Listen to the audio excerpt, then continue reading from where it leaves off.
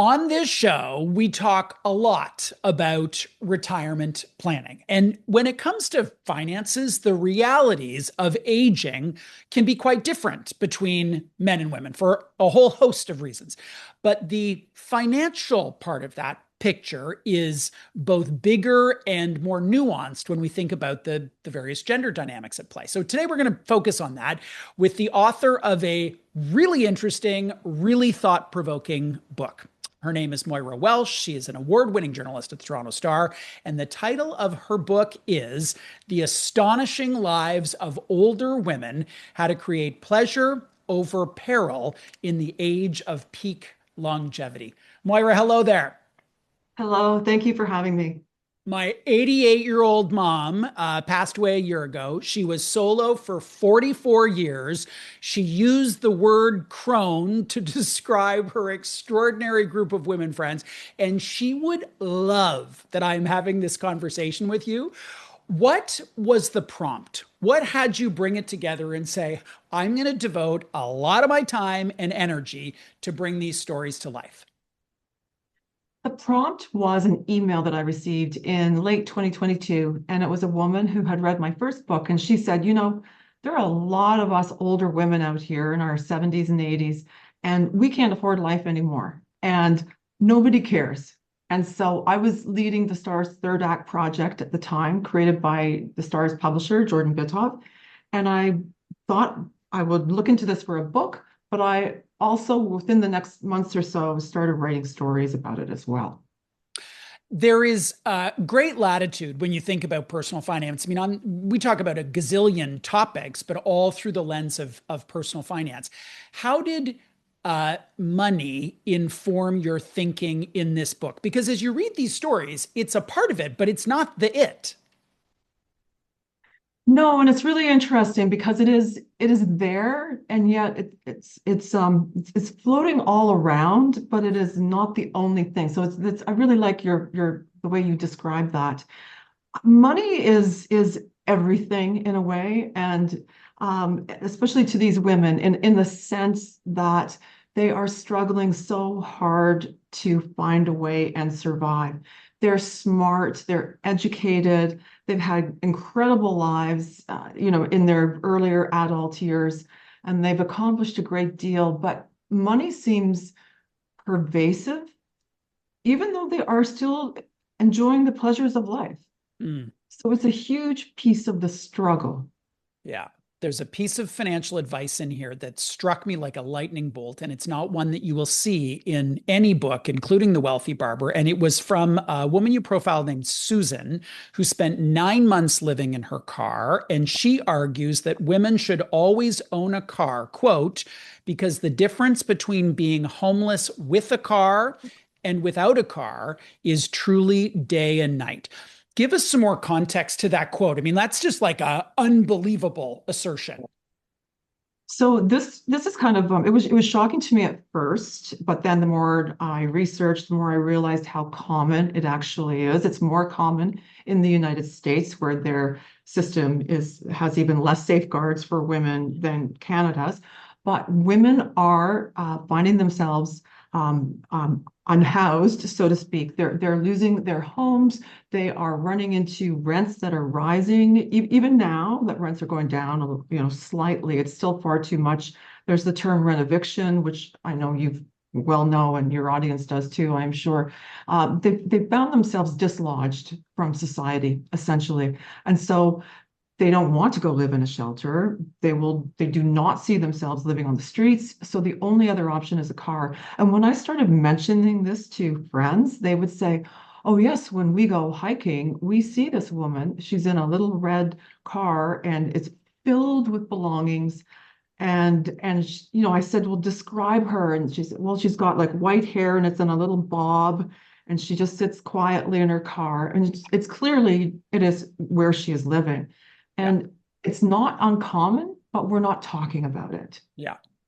Pat is another, I don't know, character or person, human, I should say, whose story is so compelling. You cover really decades and decades of her life. And I think as I read it, it felt like a cautionary tale. Would Pat describe it as a cautionary tale? Oh, that's a good question. We haven't discussed that. Mhm. So I'm wary of putting words in her mouth. I think she Yeah. would. Pat is pretty blunt. Yeah. She's sort of no holds barred. She's unafraid of, as you can see through all the other comments that she's made and her, sharing such personal information about herself. Um, but her life, her story is a cautionary tale. They all are, but certainly Pat's was coming from a woman who had a beautiful home. She was a member of a yacht club in Oakville. They owned a yacht. They sort of had it all. And, as things happen, relationships fall apart. We don't plan for this.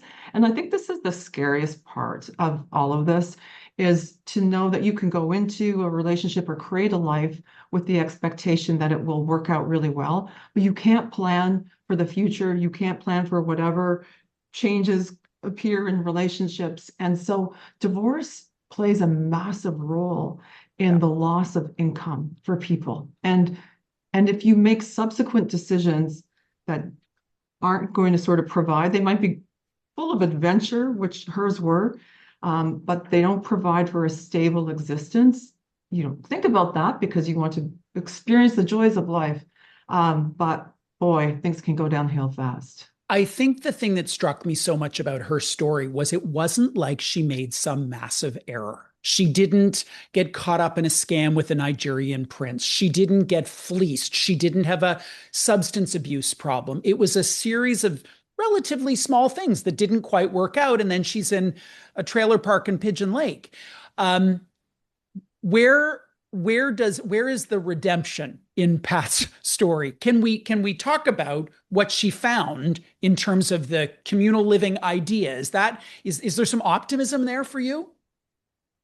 Yes, there is. Now, there's a lot of optimism there, and I think Pat went to the real depths of despair, so to speak, in discovering what her purpose was, and she decided to go on Facebook one night and reach out to people and say, "Am I the only person out here who cannot afford to live in Canada? Mm. I've got a university degree. I've got this and this and this, and I'm only sleeping on my sister's couch and I can't stay here much longer." And she had so many replies. It turned out to be hundreds and hundreds of replies. So through that, her redemption, as you say, was to realize, she is a person of action. She was a public health nurse, and she Yeah. doesn't like to sit around and complain. So she created an organization called Senior Women Living Together. And it has done quite well. Still hard to sort of match people up, but she's really working on creating these opportunities with landlords and discussing ideas for different types of housing with municipalities. And so she now lives with two other women in a home in Mm. Peterborough and is able to save a bit of money, not a lot, but a bit of money, Yeah. because her rent is $700. I think she pays $700 a month. Mm. And isn't that nice? It really is. I know your book is not a policy book, but boy, I would love to see us finding ways to scale that communal living idea, not just because it's better financially for people, but because it's better for health outcomes for them to be deeply grounded in community. So that was one of the kind of takeaways of your research and in terms of focusing on what's working. What other things did you uncover that are working for these astonishing women? These women can really move forward, even though their situations are not what we might want for ourselves. They have found a lot of resilience in their lives.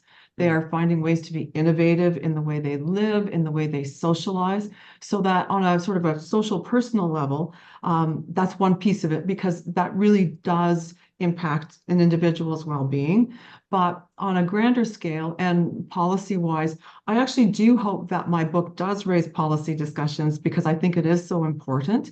There are a number of women across Canada who are organizing these sort of community living homes. And there's a woman in Winnipeg who has done the same. And people buy in for about $30,000. You buy into the house. and then you get to stay there. And they have these rules, which are really quite funny. Like if you're going to have, a friend over to stay the night, just let us know so we don't get surprised if we're walking in our pajamas to the washroom, Right. at 3 a.m. That's the kind of thing. Or if you're not coming home, tell us because we might be worried. But these are the ideas that are working because they're affordable and because they also build community. And so it's the two pieces of that, the financial piece, but the emotional well-being piece are what will get people through a very long life that is, Yeah. coming up for a great many of us. The backdrop for this are the things that we've talked on this show and in policy circles. They talk about them all the time: the motherhood penalty, the wage gap, the outcome of divorce tends to favor the male over the female in heterosexual relationships, all those sorts of things. What would you want a 40-year-old female to do to learn from these stories of women who, some are in their 70s, 80s, some are in their 90s? Oh, my goal and my desire would be for a 40-year-old woman or even a 25-year-old woman to really look at the future, look at how they've planned for themselves, the careers. I mean, for younger women, it would be the careers that they choose. Mm. Well, of course, we want careers that we are interested in, but for women who are sort of partway through is to really take stock of your finances. How are you living that allows you to put money away and to support yourself later on?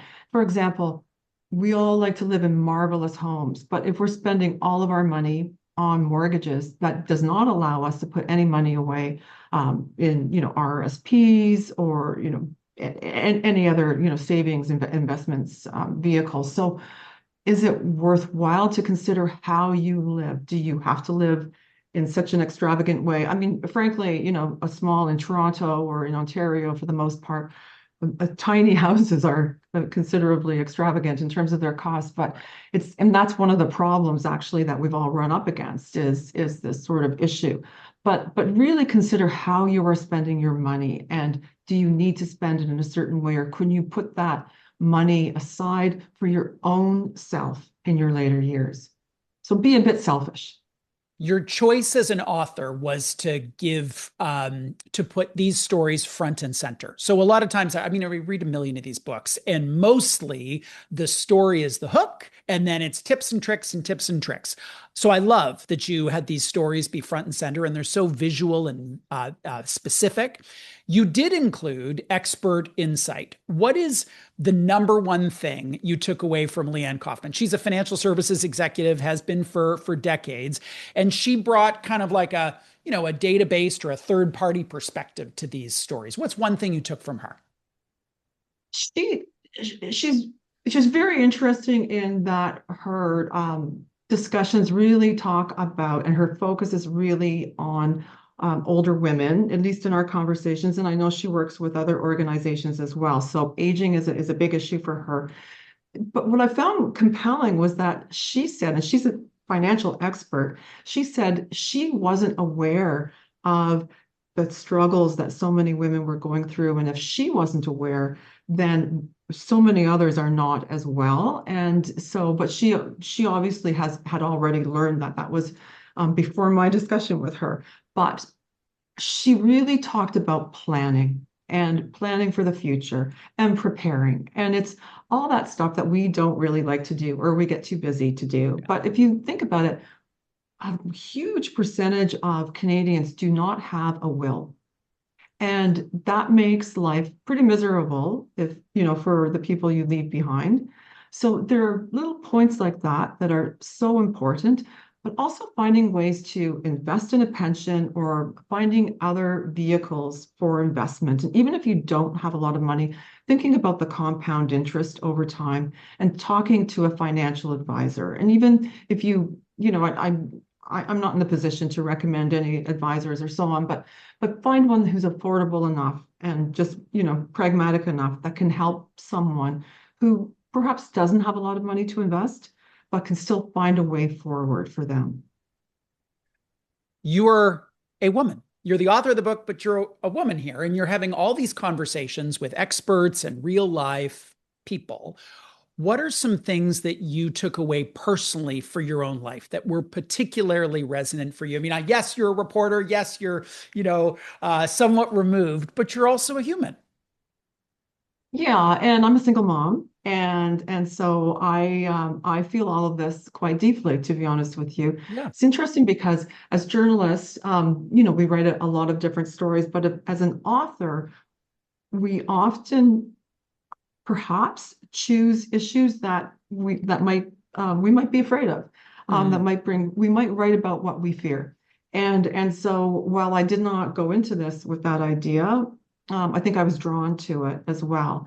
And so I've just sort of seen how a lot of people struggle. You want to raise your children really well. You spend a lot of money raising your children, and it works out quite well for the most part. But then it does leave women in a position later on that you don't think about at the time.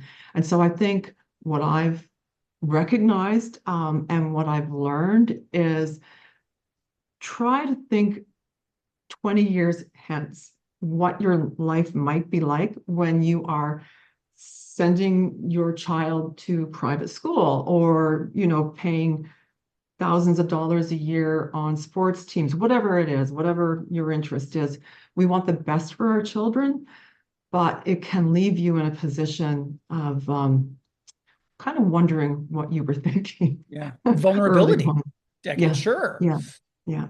What is the particular Canadian context about how parents are with their kids? And I ask because in a number of your stories, they had kids or they had family members and they didn't want to burden them. Culturally, that's very different in other parts of the world where it's like, it's not a burden, it's like an expectation. I took care of you from 0 to 20, you take care of me from 50 to 150 or whatever. What would you say you noticed in that way, given that that's a particular North American thing? Maybe it exists in other countries around the world, but it certainly isn't the same in other parts of the world. I found that really interesting. And I was a little bit wary, like it took me a bit of time to raise that issue with some of the women. Mm, And I don't think they liked it. They don't want to be a burden to their children. And they could ask, and they said their children would help them, but they don't want to. And, it's interesting because of this, once again, this confluence of events in which we are now living with these very expensive times. Their children are working, they're raising kids, they're paying for mortgages. So they're also cash strapped. So they mm, feel very much, how can I ask my son or my daughter when they're struggling just as much as I am? So they make do, and they live without. And that's kind of what moms do. yeah. You really do. You get used to that, and it's just what we do. But there, it isn't. You are right. It is culturally different, and I think it is very much that sort of pull yourself up by the bootstraps mentality. That's what Mm. I've seen with the women that I spoke with. They were very independent and felt like wherever they were in life was their responsibility and nobody else's. So they're not looking for sympathy. They're just working within a system that, for many reasons, has emerged into something that is unaffordable for them on a very limited retirement income. I think you walked the line between cautionary tale and inciting panic very, very well. How did you think about that? How did your editors think about that? Because if you were to only read, for example, to read a portion of the book, you might be convinced as a, woman of a certain age, you're selling pencils in the street because that's, the essence of some of the stories that you tell. That's not where you conclude, but how did you think about that fine line to say, I want to warn people about where things can go, but I also want to leave them with an experience of agency and have them be empowered? That's a really good question. Thank you. And I think that was really important to me as I wrote this book because well, we're just in a really interesting time. So if you think about longevity, and for the most part, statistically speaking, women will live longer than men. In Canada, it's about 4 years longer. In the US, it's about 5 years longer. And many women, while they may not be super wealthy, and some certainly will still have enough money to live a decent life and a good life. And so we're entering this period of great opportunity for a bit of a sort of a revolution in a sense, or a renewal of this third or fourth act of life, because the fastest growing group are the centenarians. And while they're Mm. small, many of us are going to get pretty close. So there's a real optimism in um, how we're going to protect our health and do our best, because anything can happen. But, let's lift weights, let's walk, let's be more active and build community. So there's that whole piece of it, and really interesting conversations going on with high profile older women who talk about beauty. And they refuse to be invisible, which is really interesting, right? Yeah. Everyone was afraid to discuss these ideas before. So while the very sad part of my book looks at the financial piece, there's a real just a renaissance of being female, and Yeah. that's super exciting. Yeah. Yeah. Including women who are having sex very late in life. And I thought, good for her. Amazing. Good for you, Moira, for writing this book. It really is. So it's super insightful. But what I'd say, the biggest compliment I can pay, it's really engaging. It's a really engaging read. So well done. Thank you so much. Moira Welsh is a journalist at the Toronto Star, and she is the author of The Astonishing Lives of Older Women. And I want to include the subline here because I love it: How to Create Pleasure Over Peril in the Age of Peak Longevity.